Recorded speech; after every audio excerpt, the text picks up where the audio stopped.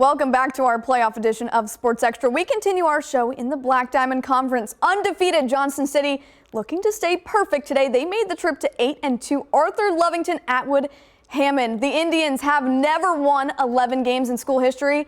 That could change with a victory today. We catch this one early in the first quarter. JC already up 7-0. Isaiah Watson gets the carry, fights off defenders, and into the end zone. He loses the ball, but it's after he scores. Indians on top 14-0 at the half. We'll have more on Watson in a moment. Third quarter, Arthur gets on the board. Backup QB Noah Garrett connects with tight end Drew Cotton in the back of the end zone. The 13-yard score cuts the JC lead to 14-8. And it was the only time Arthur scored in the game. Former WSIL Athlete of the Week Isaiah Watson came alive in the fourth quarter.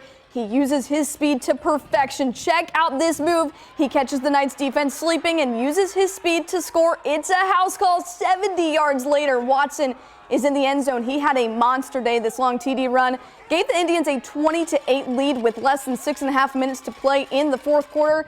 Then with the game winding down, Watson able to cross the goal line for a third time. He takes this carry 35 yards, and Johnson City winning with ease over Arthur, Lovington, Atwood, Hammond, 28-8 the final. Head coach Todd Thomas says there's plenty to clean up after today's big victory. I thought we played okay, but when the quarterback went down, I thought we had a little bit of a letdown, and that's normal to a point. But again, we made plays when we had to. We finished drives when we had to. They had some big plays.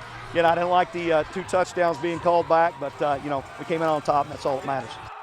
Johnson City now advances to the quarterfinals. They will host Althoff Catholic next Saturday. Their game will start at 4. Cesar-Valier Waltonville taking the field, looking for the upset against number 2 seed, the Camp Point Central Panthers. The Red Devils defense tries to keep them in this one early as they gather this fumble to take over in their own territory.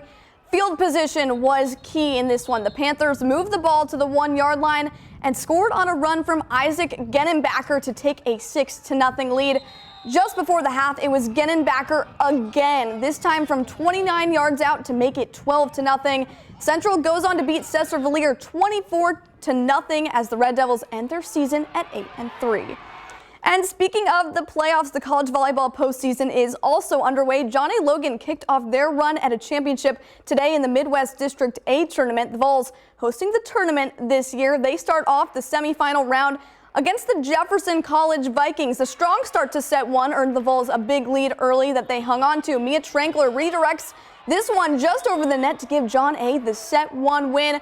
Vols looking great to start out, but that wouldn't carry over into set 2. Alohalani Bursey with the perfect serve finds just the right spot to get their 25th point, tying things up at 1 apiece.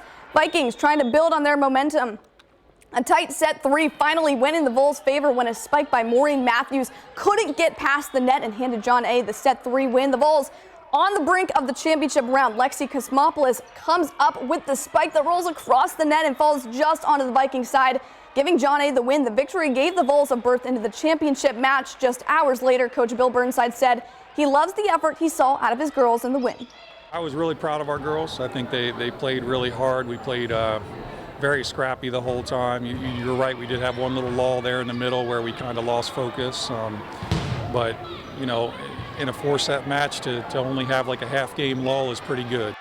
Logan went on to face number 2 Indian Hills in the championship game. The Warriors sweep the Vols in 3 sets. Johnny Logan's season comes to a close.